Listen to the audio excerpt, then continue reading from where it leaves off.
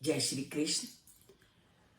हम सभी जानते हैं कि एक परम सत्ता है और वही परम सत्ता सबको नियंत्रित करने वाली, सबका पालन पोषण करने वाली है।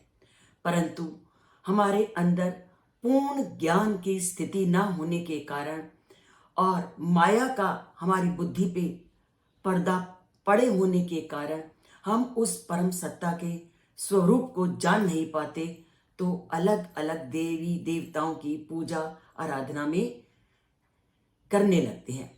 तो श्री कृष्ण उनके विषय में भी यही कहते हैं कि आप जिस भी देवी देवता की पूजा आराधना करते हो वह भी उचित है, परंतु वह केवल तुम्हें उतना ही फल प्रदान कर सकते हैं जितना उनके पास सामर्थ्य है। तो आज फिर वह अपनी ही सत्ता को पुनः प्रतिपादित करते हुए क्या कहते हैं, अहम ही सर्व यज्ञानाम भोक्ता च प्रभुरेव च, कि संसार में जितने भी लोग यज्ञ इत्यादि करते हैं उन सभी यज्ञों में जो आहुति डाली जाती है उस आहुति का उपभोग करने वाला भी मैं हूं और मैं ही प्रभु हूं। ना तो माम अभिजानंती, पर लोग मेरे स्वरूप को जान नहीं पाते क्योंकि माया के बंधन में वो इतने जकड़े हुए होते हैं कि ना माम अभिजानंती, वो मुझे जान नहीं पाते।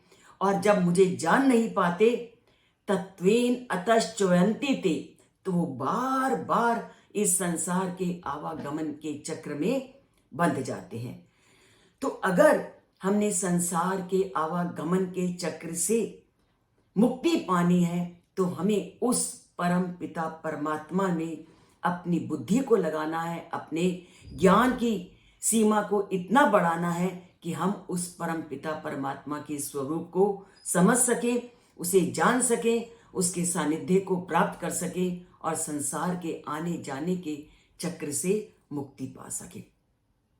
तो जो सभी सृष्टि का कर्ता है, सभी का नियामक है, हमें उसकी उपासना में मन लगाना चाहिए और मन को उसमें लगाने के लिए मन को नियंत्रित करना बहुत जरूरी है।